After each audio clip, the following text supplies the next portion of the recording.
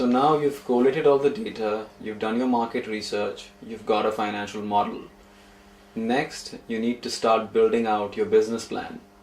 A lot of startups have failed right at this step because they treat the business plan as a highly technical document that is supposed to be dull and drab for the investor. What's very important for any startup, any promoter, any entrepreneur to understand is that this is your first sale. The business plan is actually a sales document. It needs to emotionally connect with every single investor, and this is exactly what the investor will want to buy. What do I mean by that? People will not buy your idea, they will not buy your business plan, they will buy you. Alright, so it's very important that your business plan is a reflection of you. It shows the effort put in by you, and it shows the passion that you have towards this project. Sales is an emotional connect. It is an emotional sale. Very simple example that I would give you is that why would you buy a Ferrari? Do you buy a Ferrari because it has the best gas mileage?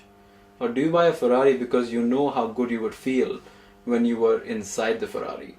The same way, the investor will not invest in your business just because it's a great financial plan and it's a great idea. He will buy you. He will trust you to execute any plan that you come up with because he likes you, because he wants to be associated with you. So it's very important you treat this as a sales document that needs to have an emotional connect with the investor. Now it's very important to understand that this is a sales document. It's not supposed to appeal or convert every single person that reads it or every single person that is in your presentation.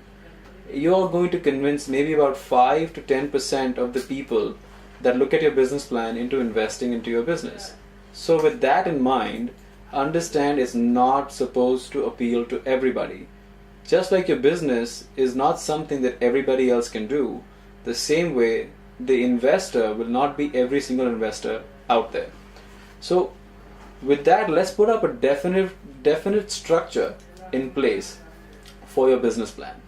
First things first is that your business plan should start off by identifying the problem, right? It's the same problem that you have researched about earlier.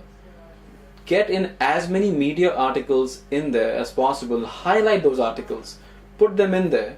Get as many quotes as possible from people, right? Put those quotes in there. You really need to convince the investor that there is a need for your product in the market. But remember, you haven't introduced your product yet. So don't try to sell your product right from the start. Now that you've identified the problem, next you need to display your market research about the problem. What is currently going on about answering the needs of the people that want to buy your product? What's going on? Let's display it just like it is. Next, you need to give them the current competitors or those complementary product people that are offering something to the market but it's not answering the entire needs of the market. Until this point, we haven't introduced your company, and it's for a reason. It's to build up the intrigue about what are you really here for. This is going to lure the investor in to understand why are you here? Why haven't you talked about yourself yet? When you talk about your current competition, say the good things about them and also display the things that they're not doing.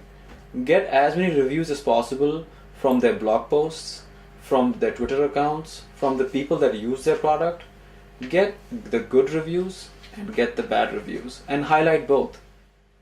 If you just highlight the bad reviews, it seems that you're on a witch hunt. And if you just highlight the good reviews, why will somebody ever believe in your product? So you need to keep a balance between both. Display the good and display the bad. So you've built up the intrigue. They're waiting to know why you're here. You've talked about the entire market but yourself. Let's introduce your product. What do you intend to do? How are you going to revolutionize the market? What is your product going to do to the market? Is it going to grow the market? Is it going to make a brand new market out of it? What is the market that you're going to target? How is your product going to work? All of these questions have to be answered now. and make sure that this section is the most important section, because you've built up the intrigue. This is your wow factor. This is where you're going to get them hooked on.